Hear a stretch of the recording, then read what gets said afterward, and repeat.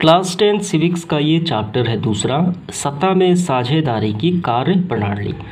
तो ये एक ऐसा महत्वपूर्ण चैप्टर है, तो इसके अभ्यास के प्रश्न तो दिए तो गए हैं पीछे, लेकिन साथ ही साथ इस अध्याय के बीच से, ठीक है, यानी पार्ट से ही काफ़ी ज़्यादा प्रश्न पूछे जाते हैं आपके एग्ज़ाम में। तो सबसे पहले हम क्या करेंगे, इसके अभ्यास के प्रश्नों को हल करेंगे, ऑब्जेक्टिव और सब्जेक्टिव, और उसके बाद हम इस अध्याय से जो जो प्रश्न पूछे जाते हैं हम उनको देखेंगे। ठीक है, तो चलिए प्रारंभ करते हैं। सबसे पहले देखिए ऑब्जेक्टिव क्वेश्चंस। पहला क्या है, सही विकल्प का चयन करना है। संघ राज्य की विशेषता नहीं है, तो भारत क्या है, भारत एक संघ राज्य है, तो इसकी क्या विशेषता नहीं है।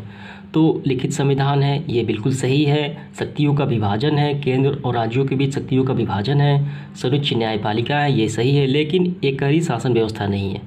भारत में दोहरी शासन व्यवस्था है, केंद्र और राज्य स्तर की, तो ये सही नहीं है। ऑप्शन नंबर ग इसका राइट आंसर हो जाएगा। दूसरा देखिए, संघ राज्य का उदाहरण है, तो संघ राज्य में अमेरिका भी आता है, भारत भी आता है, लेकिन इसमें देखिए हमें इस ऑप्शन से ही चयन करना है, तो इसका राइट आंसर हो जाएगा अमेरिका।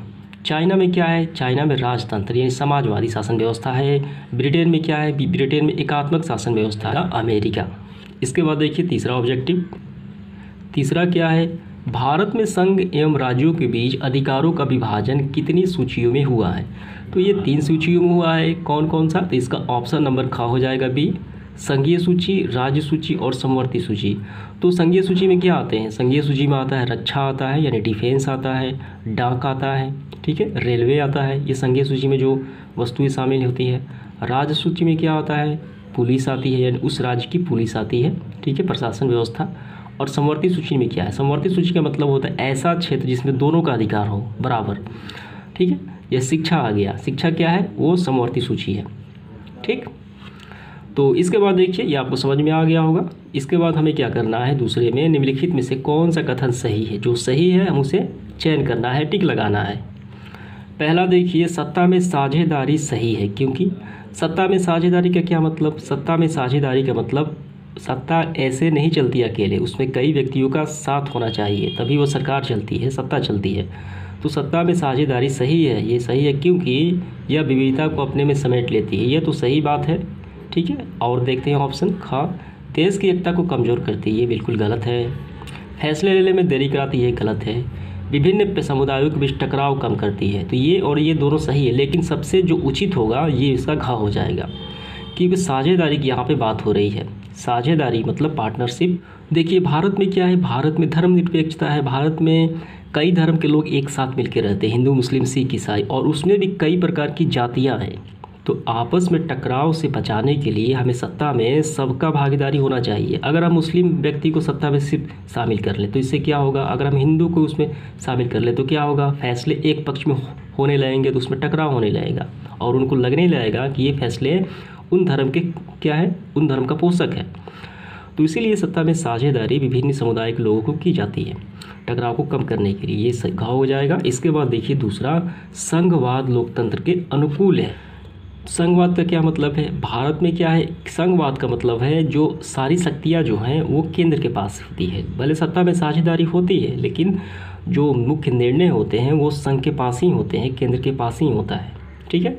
संघवाद लोकतंत्र के अनुकूल है, तो हमें चयन करना है, केंद्र सरकार की शक्ति को सीमित करती है, ये बिल्कुल गलत है। तो इसका हो जाएगा दूसरा, संघवाद इस बात की व्यवस्था करता है कि उस शासन व्यवस्था के अंतर्गत रहने वाले लोगों को आपसी सौहार्द विश्वास रहेगा, ये बिल्कुल सही है, ठीक। उन्हें इस बात का भय नहीं रहेगा कि वो एक ही भाषा, संस्कृति और धर्म दूसरे पर लाद दी जाएगी। तो अभी जो सत्ता में साझेदारी होती है, विभिन्न धर्म समुदाय के लोग उसमें शामिल होते हैं, ठीक है, और इससे टकराव नहीं होता है, और उनको ये भी लगेगा कि जो निर्णय लिया जाता है सरकार से, सरकार जो निर्णय लेती है वो सबके लिए बराबर होता है, क्योंकि उसमें सभी जाति धर्म के लोग शामिल होते हैं और उन्हें नहीं लगता है कि वो दूसरे संस्कृति धर्म को अपने पे ला दिए जाए, ठीक है। इसके बाद देखिए तीसरा प्रश्न, नीचे स्थानीय स्वशासन के पक्ष में कुछ तर्क दिए गए हैं जिन्हें आप वरीयता के क्रम में सजाएं, यानी पहले कौन होगा, दूसरे में पहले, दूसरे और तीसरे क्रम के अनुसार कौन कौन आएगा ये बताना है। 4 दिया गया है। पहला के देखिए, तो इसका राइट आंसर क्या होगा, तो इसका पहला जो होगा, अगर सरकार कोई योजना लाती है, ठीक है, कोई योजना लाती है जनता के लाभ के लिए। तो सबसे पहले क्या होगा इसमें, देखिए स्थानीय लोग अपने इलाकों की ज़रूरत, समस्याओं और प्राथमिकताओं को जानते हैं। उसके बारे में अपनी समस्या अगर बताना हो तो वो जानते हैं, इससे पहला होगा। शुरुआत समस्या से ही होती है। और इसके बाद होगा इसका 4 होगा, ठीक है। तो पहले आपको ये लिखना है, ठीक, 2 नंबर। उसके बाद चौथा होगा स्थानीय जनता द्वारा बनाई गई सरकारी अधिकारियों द्वारा बताई योजनाओं में ज़्यादा स्वीकृति मिलती है, क्योंकि उनमें जन समुदाय की भागीदारी होती है। अगर कई लोग एक ही समस्या के बारे में जिक्र करें, ठीक है, उससे सहमत हो, तो वो ज़्यादा उस पर क्या होगा, प्रभाव पड़ेगा। तो इसके बाद चौथा होगा। और इसके बाद क्या होगा, इसके बाद आपको ये होगा पहले नंबर पे, दूसरे नंबर पे और तीसरे नंबर पे आम जनता के लिए अपने प्रदेश अथवा राष्ट्रीय विधायिका से जनप्रतिनिधियों से संपर्क करना ये मुश्किल होता है। ये सही बात है, आम जनता किसी भी राष्ट्रीय विधायिका और जनप्रतिनिधि से संपर्क नहीं कर सकती इतनी आसानी से, ठीक है। तो ये तीसरा हो जाएगा। और इसके बाद लास्ट में ये हो जाएगा, सरकार स्थानीय लोगों को शामिल कर अपनी समस्याएं कम खर्च में पूरा कर सकती हैं। दूसरे नंबर पे, तीसरे और ये चौथे नंबर पे, ठीक है।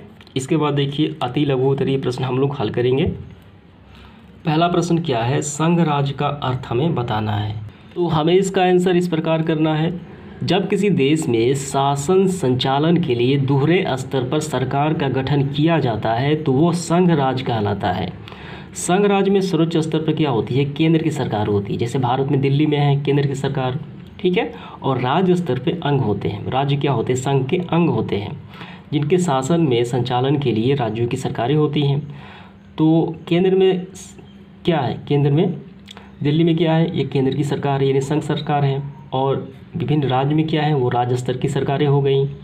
तो इसके बाद देखिए दूसरा प्रश्न, संघीय शासन की 2 विशेषताएं हमें बताना है। तो हमें इसका आंसर इस प्रकार करना है, संघीय शासन की 2 विशेषताएं हैं। पहला है सत्ता का विकेंद्रीकरण। तो विकेंद्रीकरण का मतलब क्या होता है, सत्ता मतलब क्या होता है, सरकार का विकेंद्रीकरण।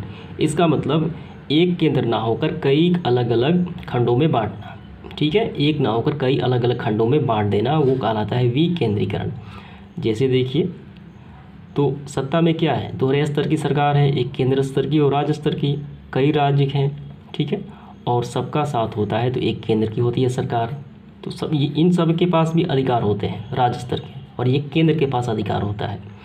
तो सत्ता का विकेंद्रीकरण यही कहलाता है, अपनी शक्तियों को छोटे छोटे भागों में राज्य स्तर पर बांट देना।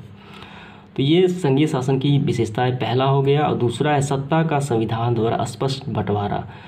जो सत्ता होती है, सरकार होती है, उस संविधान द्वारा भी स्पष्ट रूप से बताया गया है, बंटवारा कर दिया गया है। संघ स्तर की होगी केंद्र सरकार और दूसरे राज्य स्तर की होगी राज्य सरकार, ठीक है।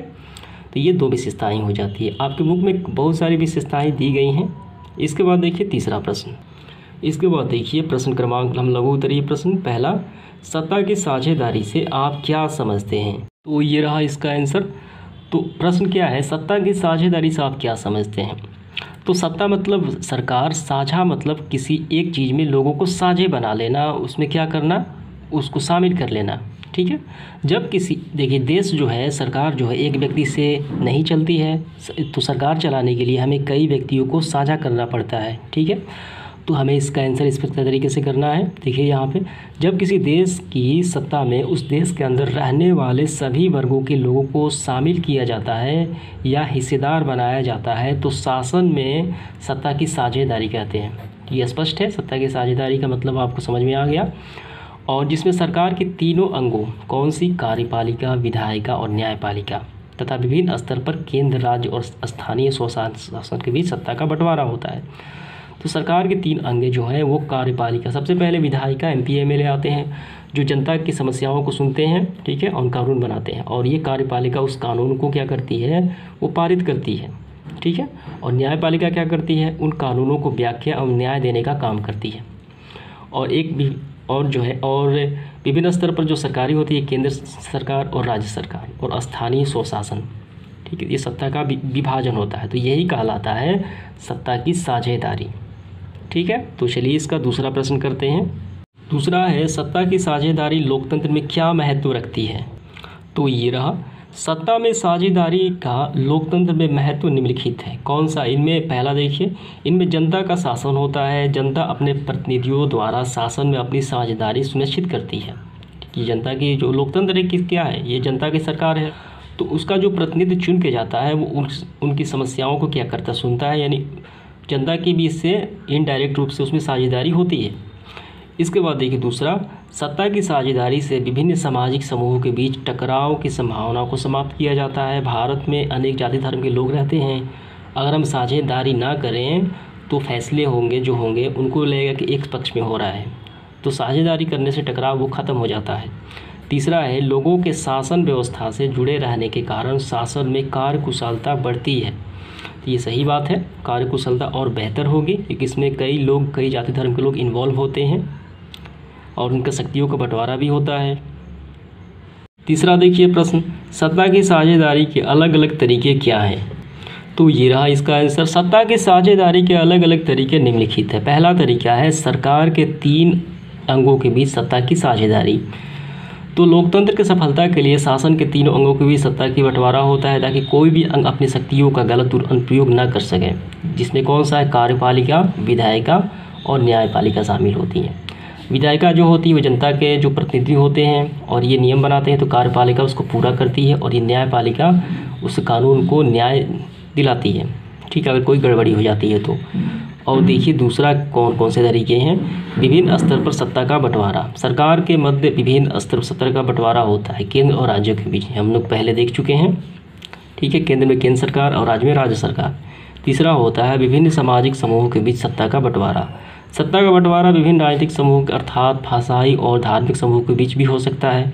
जैसे भाषाई आधार पे एक राज्य बना है आंध्र प्रदेश, ठीक है, जम्मू कश्मीर जो है वो अलग, उसका संविधान भी है, ठीक है। तो इसी तरीके से ये 3 तरीके होते हैं, और भी तरीके हैं लेकिन हमें लघु उत्तरीय प्रश्न का ध्यान रखना है। इसके बाद देखिए लॉन्ग क्वेश्चन आंसर, तो तीनों का मैं स्क्रीनशॉट दे दूंगा, आप वहीं से आपको लिख लीजिए, ठीक है। पहला क्या है, राजनीतिक दल किस तरह से सत्ता में साझेदारी करते हैं, तो यहाँ पे मैं स्क्रीनशॉट लगा देता हूँ। इसके बाद देखिए दूसरा, गठबंधन की सरकार में सत्ता की साझेदारी कौन कौन से होते हैं, तो उसका भी है स्क्रीनशॉट। तीसरा देखिए, दबाव समूह किस तरह से सरकार को प्रभावित कर सत्ता में साझेदार बनाते हैं, तो ये समाप्त होता है। तो अब हम देखेंगे पाठ के अंदर से जो प्रश्न पूछे जाते हैं काफ़ी महत्वपूर्ण, उसको हम लोग देखेंगे। तो सबसे पहले आपको कौन से बिंदु ध्यान रखने हैं, पहला होता है बिहार में पंचायती राज व्यवस्था की एक झलक। तो पंचायती राज व्यवस्था कौन कैसे कैसे संपादित होती है, तो पंचायती राज व्यवस्था सबसे पहले कब लागू हुई, 2 अक्टूबर 1959 में राजस्थान के नौगौर जिले में हुई और आंध्र प्रदेश पंचायत में ये लागू हुई, ये आपको हमेशा याद रखना है। और बलवंत राय मेहता समिति पंचायती राज व्यवस्था त्रिस्तरीय सुझाव दिया, यानी पंचायती राज व्यवस्था 3 स्तरों पर बांटा गया है, ग्राम स्तर पर, ठीक है, पंचायत, प्रखंड स्तर पर पंचायत समिति या क्षेत्रीय समिति और जिला स्तर पर जिला परिषद। तो इसके बारे में हम पढ़ेंगे और ये आपको सभी काफ़ी ध्यान से पढ़ लेना है, ठीक है। इसके बाद देखिए ग्राम स्तर पे आपको ध्यान रखना है ग्राम पंचायत, इससे भी बहुत ज़्यादा प्रश्न पूछे जाते हैं, तो ये आपको सारे अध्ययन कर लेना है अपने से। इसके बाद देखिए ग्राम पंचायत के कार्य, ये भी प्रश्न पूछे जाते हैं, ग्राम पंचायत की शक्तियाँ क्या है, ग्राम पंचायत के आय के जो स्रोत होते हैं ये सारे, और ग्राम पंचायत के प्रमुख अंग कौन कौन से होते हैं, ग्राम सभा मुखिया, ग्राम रक्ष दल, दलपति, ग्राम कचहरी, और इनके बारे में आपको हमेशा और इसके बारे में आपको पढ़ लेना है। और ख में है पंचायत समिति, ये क्या है ये आपको ध्यान रखना है। और पंचायत समिति के कार्य हो गया, जिला परिषद हो गया, जिला परिषद क्या होता है, और उसके बाद बिहार में नगरीय शासन व्यवस्था, तो ये संविधान के किस अनुच्छेद में है और इसमें क्या है, ये कितने प्रकार के होते हैं, कितनी संस्थाएं, ये 3 होती हैं और इनके बारे में भी आपको हमें ध्यान रखना है। नगर परिषद के कार्य क्या है, ठीक है। और इसके बाद देखिए, इसके बाद आपको ये ध्यान रखना है नगर परिषद के अनिवार्य कार्य निम्नलिखित है। नगर परिषद के कार्य में काफ़ी पूछा जाता है सवाल, और इसका ऐच्छिक कार्य भी पूछा जाता है। नगर निगम क्या है, इसके बारे में आपको ध्यान रखना है। नगर परिषद हो गया, महापौर या उप महापौर, स्थानीय समिति, और ये सबसे महत्वपूर्ण है यहाँ पे देखिए नगर निगम के प्रमुख कार्य, ये हमेशा पूछे ही जाते हैं। टोटल 17 कार्य हैं, ये 5 नंबर का पूछा जाता है नगर निगम के कार्य। तो ये सारे आपको थोड़ा सेल्फ स्टडी कर लेना है, इनके बारे में समझ लेना है ये क्या क्या है इनके बारे में, तो आपको काफ़ी आसानी होगी पाठ को समझने में। तो ये समाप्त होता है आज का वीडियो। ठीक है, धन्यवाद।